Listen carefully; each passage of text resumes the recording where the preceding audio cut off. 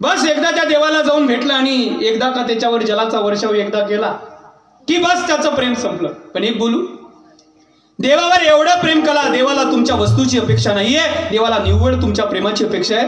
प्रेमसूत्र दोरी नेतो तिकडे जातो हरी. प्रेमसूत्र दोरीने भगवान परमात्मा नेत तिकडे जातो. देवासी आवडे भाविक जो घोडा. प्रेम करणारा फक्त देवाला पाहिजे. ऐका, तुम्ही म्हणाल महाराज आम्ही देवावर प्रेम करतो. अजिबात नाही. देवाला कोण्या प्रेमाची भूक आहे, देवाला कोण्या प्रेमाचा दुष्काळ आहे, या प्रश्नाचं उत्तर देतो समारोपाकडे येतो. तुम्ही म्हणाल आमचंही देवावर प्रेम आहे. अजिबात नाही. तुमच्याकडे एक म्हण आहे का नाही मला माहित नाही, पण एक म्हण आहे विदर्भामध्ये, अंगाला आला ताप. ऐका ऐका, अंगाला आला ताप की देव मा बाप, आणि अंगाचा गेला ताप की मी देवाच्या बापाच्या बापाचा बापाचा बाप. जोपर्यंत आपल्याला देवाकडून काहीतरी घ्यायचंय तोपर्यंतच आपलं देवावर प्रेम आहे. एक बोलू, या जगाच्या पाठीवर 99.99% लोक देवाकडे जातात ते देवासाठी नाही, स्वतःसाठी जातात. आणि देवाला काहीतरी मागितल्या जातं, त्याच्यामध्ये भक्ती ठरत नाही, त्याच्यामध्ये व्यापार ठरतो. मी तुला काहीतरी दिलं आणि तू मला काहीतरी दे, हा व्यापाराचा संबंध आहे, हा भक्तीचा नाही. मग निव्वळ देवाला कोण्या प्रेमाची भूक आहे सांगतो ऐका. जेणेकरून बोरीसकर तुम्ही सुद्धा त्या देवावर, त्या आईवर, त्या मातेवर तसंच प्रेम करावं. त्या आईवर तुमचं प्रेम तसंच असलं पाहिजे, अविरत. म्हणून ऐका सज्जनांनो, देवाला कोण्या प्रेमाची भूक आहे, कोण्या प्रेमाचा दुष्काळ आहे. ऐका, भक्ती रसामृत नावाचा एक सुंदर ग्रंथ आहे. त्या ग्रंथाचे ग्रंथकर्ते मधुसूदन सरस्वती लिहितात, देवावर ते प्रेम करणाऱ्याचे 3 प्रकार आहेत. देवावर 3 जण प्रेम करतात आणि त्या प्रेमाचे नाव सुद्धा 3 आहेत. आई ऐका बरं का, विनोद संपला आता, जरा चिंतन ऐका. पहिलं प्रेम आहे देवावर, पहिलं प्रेम आहे त्याला, त्या प्रेम करणाऱ्याला, त्या प्रेमाला म्हणतात सामान्य रती, म्हणजे सामान्य प्रेम. दुसरं प्रेम आहे समंजस रती, म्हणजे समंजस प्रेम. आणि तिसरं प्रेम आहे समर्थारती, म्हणजे समर्थ प्रेम. नाही कळालं, खाली येतो. कशाला म्हणावं सामान्य प्रेम? ऐका, व्यवहारातही हे 3 आहेत आणि अध्यात्मातही हे 3 आहेत. यातलं कोणतं प्रेम देवावर करावं? ऐका, पहिलं सामान्य प्रेम, दुसरं समंजस प्रेम आणि तिसरं समर्थ प्रेम. नाही कळालं, खाली येतो. कशाला म्हणावं सामान्य प्रेम? मत सुख सुखित्वम, ज्या प्रेमामध्ये फक्त स्वतःच्या सुखाचा विचार केलेला आहे त्याला म्हणावं सामान्य प्रेम. दुसरे समंजस प्रेम. कशाला म्हणावं समंजस प्रेम? उभय सुख सुखित्वम, ज्या प्रेमामध्ये दोघांच्याही सुखाचा विचार केलेला आहे त्याला म्हणावं समंजस प्रेम. आणि शेवटचं समर्थ प्रेम. कशाला म्हणावं समर्थ प्रेम? तत् सुख सुखित्वम, ज्या प्रेमामध्ये ज्याच्यावर आपण प्रेम करतो त्या प्रेमामध्ये फक्त त्याच्याच सुखाचा विचार केलेला आहे त्याला म्हणावं समर्थ. नाही कळालं? सामान्य प्रेमामध्ये स्वतःच्या सुखाचा विचार आहे, समंजस प्रेमामध्ये दोघांच्याही सुखाचा विचार आहे आणि समर्थ प्रेमामध्ये फक्त त्याच्याच सुखाचा विचार आहे. चला पुढे. नाही कळालं, खाली येतो, आणखीन खाली येतो. भागवतामध्ये 3ही प्रकारची प्रेम पाहायला मिळतात. कुब्जेंनी केलेलं प्रेम सामान्य आहे, भगवंताच्या 16,108 पत्न्यांनी केलेलं प्रेम समंजस आहे. ऐका रे. आणि गोकुळातल्या गोपींनी केलेलं प्रेम समर्थ आहे. नाही कळालं, आणखीन खाली येतो. आता याच्यापेक्षा खाली आलो तुम्ही गड्ड्यात पडला. आता याच्यापेक्षा खाली नाही येत आहे. कुब्जा 8 ठिकाणी वाकडी आहे, 8 ठिकाणी. पहिलं प्रेम सांगतो, कुब्जा 8 ठिकाणी वाकडी आहे. अपंग आहे आपल्या भाषेत, 8 ठिकाणी वाकलेली आहे. देव मथुरेत गेले, देव जसे मथुरेत गेले तसं तिला पाहिलं. ती कंसाला चंदन लावायला निघाली होती, चंदन लावण्याचं काम करायची, गंध लावायची. तेवढ्यात ती देवाने पाहिली.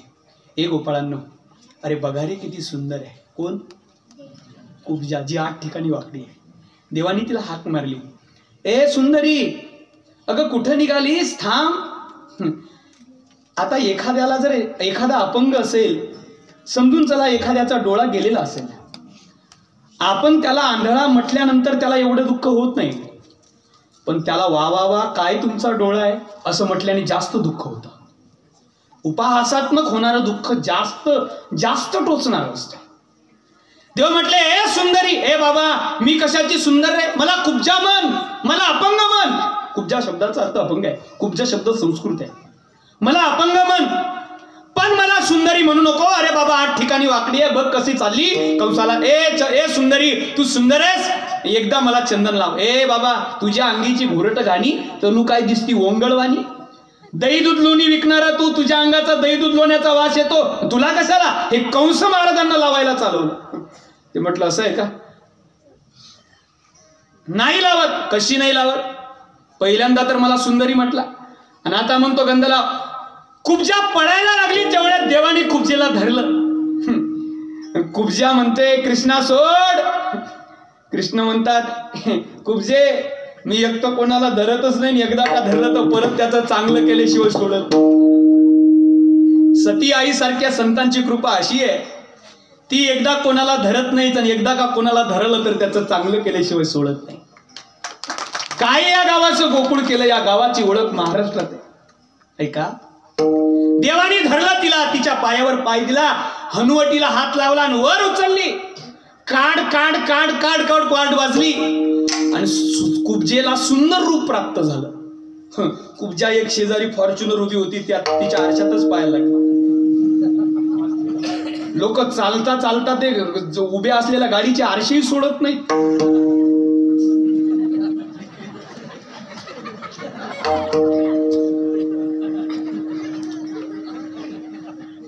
चालणाऱ्या गाडीचे तरी आरशे सोडा. हे खातं तर लयच मोठं आहे, त्यांचं द्या सोडून. हे खातं खातच आहे, असू द्या, कळालं तर ठीक आहे, नाही तो स्वयंपाक सुंदर होता. ऐका, कुठं होतो म्हणा, कीर्तनात होतो. कुब्जा सुंदर झाली. कुब्जा म्हटली, कान्हा हे कान्हा, मला सुंदर रूप दिलं तू. माझी एक विनंती आहे बाबा तुला, तू माझ्यासारख्या एका सामान्य दासीच्या झोपडीत एकदा ये. मला तू सुंदर रूप दिलं, मला लोक छळायची, पण कृष्णा एक सांगू, जगाने विरोध केला तरी करू द्या, पण आपला देवानी संतांनी विरोध करू नये असं जीवन जगा, जीवन धन्य होईल.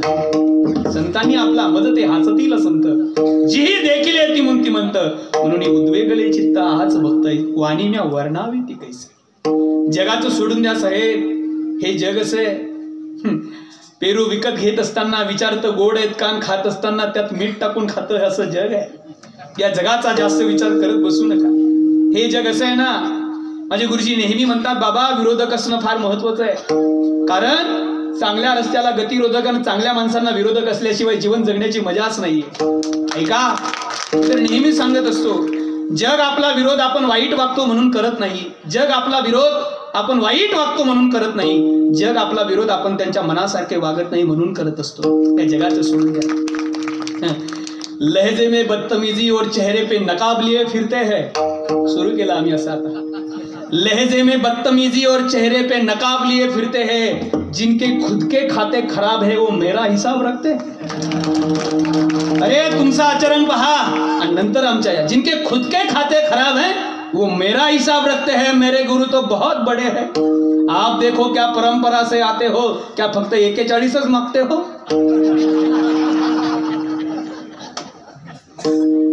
कीर्तन घेत असताना आबा, कीर्तनकार 2 तास किती गोड बोलतो याच्यावर कीर्तन घेऊ नका, त्याचं 22 तास आचरण किती गोड आहे याच्यावर कीर्तन घ्या, कारण आपली गादी पवित्र आईची गादी आहे. चला पुढे, मला तिकडे जायचं नाही. मी कुठे होतो, कुब्जा गोड झाली पण कुब्जा म्हणते, ए कृष्णा कधी तरी या, कधी तरी या, हरी माझ्या मंदिरी कधी तरी या, हरी माझ्या मंदिरी कधी तरी या, हरी माझ्या मंदिरी, हरी माझ्या मंदिरी कधी तरी या. कुब्जा म्हणते, ए कृष्णा, ए बाबा, एकदा माझ्या झोपडीत आहे. ऐका, कुब्जेचा प्रेम स्वतःच्या सुखाचा विचार करणार आहे. कारण का, कुब्जेला वाटतं कृष्ण माझ्या घरी आला की मला सुख मिळेल, पण कुब्जा हा विचार करत नाही. हा जगाचा मालक आहे, हा राजा आहे. हा जर माझ्या सामान्य दासीच्या गल्लीत आला, माझ्या झोपडीत आला, तर याला जग काय म्हणेल याचा ती विचार करत नाही. कुब्जा स्वतःच्या सुखाचा विचार करते, म्हणून कुब्जेचं प्रेम सामान्य, पहिलं प्रेम. कळालं? कळालं का? तुम्हाला कॉफी हवी का, चहा? तुम्हाला कळालं का? पहिलं प्रेम स्वतःचं. दुसरं प्रेम जे दोघांच्याही सुखाचा विचार करतो. दादा काय नाव आहे त्याचं? वा वा वा टाळकरी. काय प्रेम आहे? समंजस प्रेम. वा वा. तुम्ही कवरेज क्षेत्राच्या बाहेर गेले तरी चालते, हे रेंज मध्ये असले तरी भरपूर झाला. असू द्या. आपने डायल किया हुआ नंबर कवरेज क्षेत्र के बाहर है. आपने डायल किया हुआ नंबर अंबानी साहब के जियो के पास है. चलो असू दे. रिलायन्स का जियो भी हो गया अभी. चलो. दोघांच्या सुखाचा विचार करणारं प्रेम. काय झालं, पत्न्यांनी केलं, देवाचं एकदा डोकं दुखायला लागलं. डोकं देवाच्या डोक्यावर उपचार करण्यासाठी डॉक्टर साहेब अश्विनी कुमारासारखे वैद्य आले, तरी सुद्धा देवाचं डोकं दुखणं थांबत नाही. 16,108 पत्न्यांची धावपळ आहे. कोणी लेप करते, कोणी काढा करते, कोणी टॅबलेट देते, कोणी लेप लावते, कोणी काढा, कोणी काही. का 16,108 पत्न्यांची धावपळ आहे आई सांगू? कारण देवाचं डोकं दुखणं थांबलं म्हणजे देवाला सुख मिळेल, आणि देवाला सुख मिळालं म्हणजे आम्हाला सुख मिळेल. अशा दोघाही सुखाचा विचार ज्यात आहे ते समंजस प्रेम. पण एक सांगू, हेही प्रेम देवाला आवडत नाही, आणि कुब्जेनं स्वतःच्या सुखाचा विचार करणार तेही प्रेम आवडत नाही. देवाला ते प्रेम आवडतं जे दोघाच्याही, जे त्याच्या सुखाचा विचार करतं. ऐका, हे प्रेम कोणी केलं? गोकुळातल्या गोपींनी केलं. आई विनोद म्हणून माझं कीर्तन आता पुढे ऐकू नका, चिंतन ऐका. काय त्या गोपींनी प्रेम केलं? आई ऐका. नारद देवाकडे आले. नारद म्हटले, देवा काय होते? नारदा, माझ्या डोकं दुखते रे. देवा काय करू? सर्व उपचार झाले नारदा. एक तरी उपाय असेल ना देवा? एकच उपाय राहिला. म्हणे काय? माझ्या भक्ताच्या पायाची माती माझ्या डोक्याला औषध म्हणून लावायला आण, माझं डोकं दुखणं थांबेल. नारद गेले, परत माघारी आले. का? लय लवकर आणतो त्याला आता माघारी. नारद परत आले, लवकर आणतो. नारद परत आले. नारद म्हणतात, देवा कोण्याही भक्तांनी पायाची माती दिली नाही. का दिली नाही नारदा? देवा त्यांना भीती आहे, आपल्या पायाची माती जर जगाच्या मालकाच्या कपाळाला लागली तर आपल्याला त्याचं पाप लागेल, आणि त्या पापाच्या प्रभावाने आपल्याला नरकात जावं लागेल. या नरकाच्या भीतीपोटी एकाही भक्तांनी पायाची माती दिली नाही. त्याही वेळेस आई नक्की ऐका. तुम्ही स्त्री आहात, तुम्ही माता आहात, तुम्ही नारी आहात. आई नक्की ऐका माझा शब्द. आई, त्या देवाच्या मुखात एक वाक्य आलं. नारदा सगळीकडे गेले होते. नारद म्हणतात, हो गेलो होतो, पण ऐका ना आई, कधी कधी पुरुष म्हणून जन्माला येणं व्यर्थ वाटतं, कारण तुमच्या अंतकरणामध्ये भक्तीची उदय लवकर होतो. आमच्या अंतकरणामध्ये भक्तीचा उदय होण्याकरता कष्ट असतात, सहज भाविक असतात स्त्रिया. त्याही वेळेस देवाच्या मुखात वाक्य आहे, नारदा सगळीकडे गेले होते. हो देवा. नारदा, तुम्ही गोकुळातल्या गोपींकडे गेले होते का? नारद म्हणतात, नाही. का गेले नाही? नारद म्हणतात, देवा ते दही दूध लोणी विकणाऱ्या पोरीकडे तुझ्या भक्त आहेत. नारदा, दही दूध लोणी विकतात म्हणून भक्त नाही? म्हणून भक्त नाही? रेल्वेनं आला म्हणून कीर्तनकार नाही? दही दूध लोणी विकतात म्हणून तुझ्या भक्त नाही? त्या सामान्य क्रियेवरून संत ठरवू नका. आई माझं वाक्य ऐका. संत असणाऱ्या, संत म्हणजे गोपी संत आहेत, गोपी सारखे संत असणाऱ्या नारदांना कळाले नाहीत, तिथं तुमच्या आमच्यासारख्या जनतांना कुठून कळतील?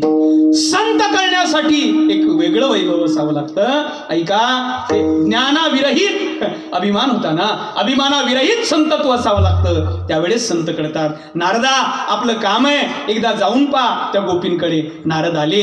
गोपी त्या निधिवनात बसल्या होत्या, भगवंताच्या विलापात रडत होत्या. रडणारे अश्रू त्यांचे थांबले होते, पण त्या अश्रूचे वन त्यांच्या गालावर दिसत होते, ओघळ होते त्यांच्या गालावर. नारद आले. एक सखी म्हटली, ए सखे, नारद येताना दिसतायत ग? नारदच आहेत का? इको बंद करा. नारदच आहेत का? म्हणे हो. नारदांना येताना पाहिलं, नारदांचं स्वागत केलं, फुलं डोक्यावर टाकली, आणि नारद येताना पाहिले, आणि नारदांना विचारलं, नारदा बसा. नारदांना बसायला आसन दिलं. आई ऐका, आई, नारदांना बसायला आसन दिलं. आणि त्यावेळेस नारदांना गोपी विचारतात, नारदा कशा करता आलात? नारद एकच वाक्य बोलले. नारद म्हटले, ए पोरींनो. नारद पोरी म्हणतात, पण यांचा अधिकार कळाल्यावर यांच्यावर स्वतंत्र ग्रंथ लिहितात. त्या ग्रंथाचं नाव आहे नारद भक्तिसूत्र. नारद म्हणतात, ए पोरींनो, अगं त्या कृष्णाचा निरोप आहे. निरोप काय आहे ते सांगितलं नाही, फक्त निरोप आहे म्हटलं. त्यातली एक गवळण उठली. एक गवळण म्हटली, ओ नारदा, त्या काळ्याचा निरोप आम्हाला सांगू नका. अगं झालं काय? त्या काळ्याचा मेल्याचा निरोप अगं झालंय काय? ओ नारदा ऐका, तुम्हाला माहित नाही, ज्या वेळेस त्याला न्यायला अक्रूर काका आमच्या गोकुळात मथुरेत नेण्यासाठी रथ घेऊन आले, तो आम्हाला सोडून जात होता. त्यावेळेस आम्ही अक्रूराला म्हटलं, अक्रूरा, आमच्या देवाला नेऊ नको रे. आम्ही रथाच्या पुढे पडलो. भूमी पडल्या ब्रजबाळी, कोणत्या सांभाळी, नयनीच्या उदकाने भिजली धरणी. संपूर्ण गोकुळ नारद आमच्या नयनाश्रूंनी भिजलं होतं. नारदा, आम्ही रथाच्या पुढे पडलो होतो खाली, गोकुळ रडत होतं. त्यावेळेस रथी चढले वनमाडी. भगवान परमात्मा रथावर चढले आणि अक्रूर काकाला म्हटले, वेगी हाके रथासी. अक्रूर काका म्हटले, देवा त्या गवळणी रथाच्या पुढे त्या घोड्याच्या टापाजवळ आहेत, त्यांच्या अंगावरून कसा रथ नेऊ? हो पुढे. देवाला माहीत नव्हतं नारदा, पण तो देव रथाच्या वरच उभा राहिला, खाली आला नाही. वर टाचा उंच करून आम्हाला म्हणत होता, ए गोपींनो, बाजूला व्हा रथाच्या, बाजूला व्हा, त्याची आज्ञा म्हणून आम्ही रथाच्या बाजूला होत होतो नारदा. तेवढ्यात तो आम्हाला म्हटला, बाजूला आम्ही रथाच्या झालो, आम्हाला म्हटला, गोपींनो काळजी करू नका, मी तुम्हाला भेटायला येतो. नारदा, मी तुम्हाला भेटायला येतो म्हणून निघून गेला, आजपर्यंत परत आला नाही. आम्ही घरदार संसाराचा त्याग करून त्याच्यासाठी आव्हानात आहोत, परत घरी गेलो नाही. त्याने आमच्या अंतकरणाचा विचार केला नाही, आम्ही त्याचा विचार काय करू. एक गवळण शेजारी होती, ती म्हटली, सखे अगं त्याचा निरोप काय आहे तेवढा ऐकून तर घेऊ. बरोबर नारदा, सांगा काय निरोप आहे.